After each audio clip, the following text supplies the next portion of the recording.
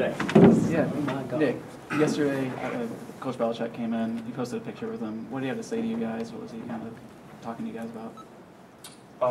You know, it was just cool to have Coach Belichick here checking out the practice facility and stuff, you know.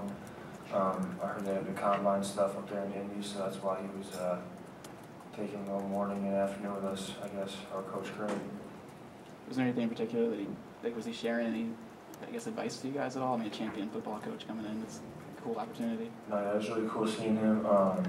You know, he said hello and met us, and it was, you know, nice to have him here.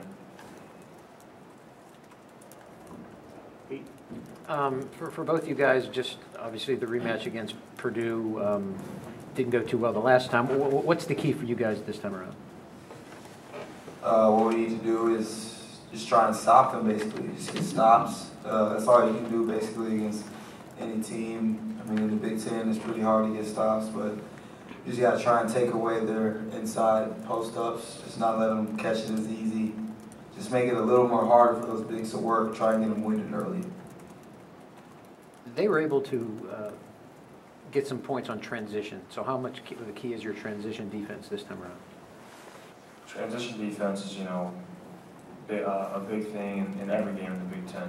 Even if, you know, it's a team that might not play as fast, transition defense always matters because those are those easy buckets that you can't give up.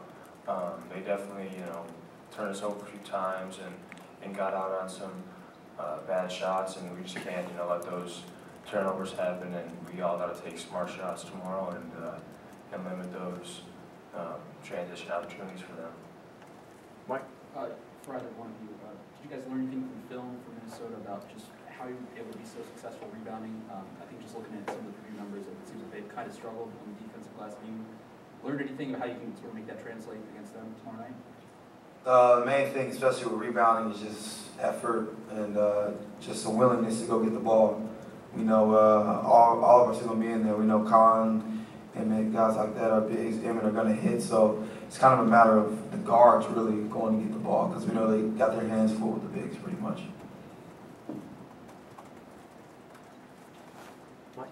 You got Hunter this time around.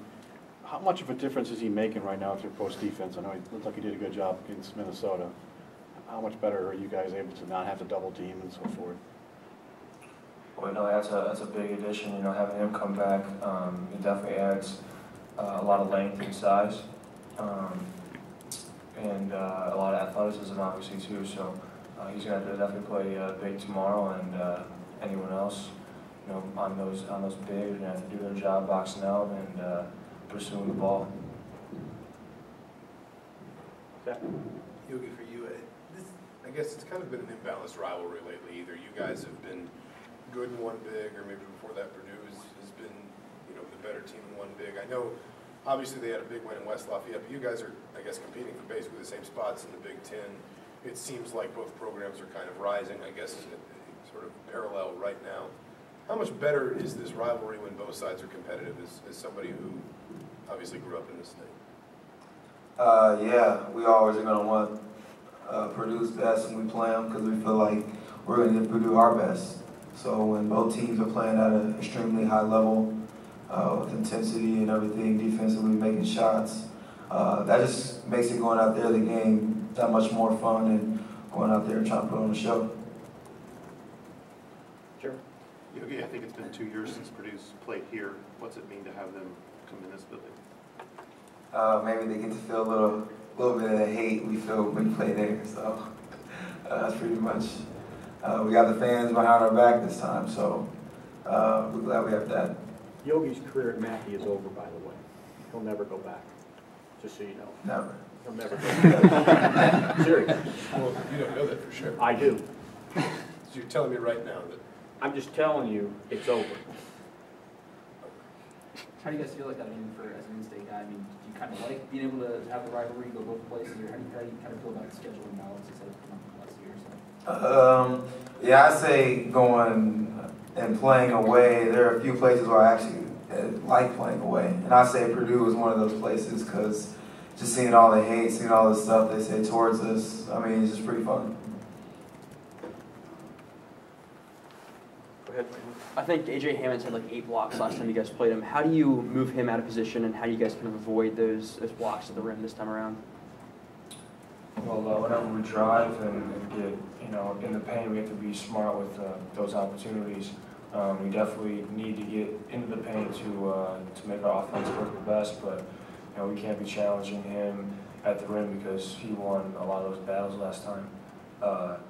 It's just a matter of if you have the layup, you got to take it. If not, you got to be smart with the ball and keep the dribble alive and make the open pass. Anything else for these guys?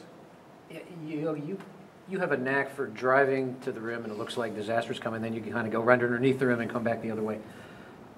How much of a knack for that? When you're doing that, do you see the opening, or do you hope the opening appears? I assume you must see it, or else you wouldn't do it.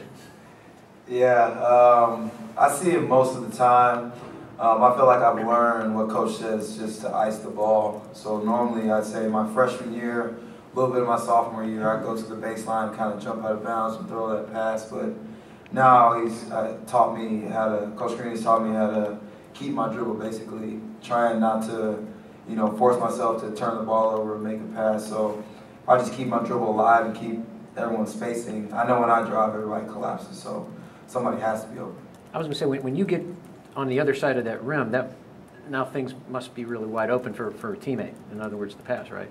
Yeah, because I feel like guys are so keyed in on the initial drive that they're not worried about their man. They're just worried about stopping the ball, basically, without seeing their man.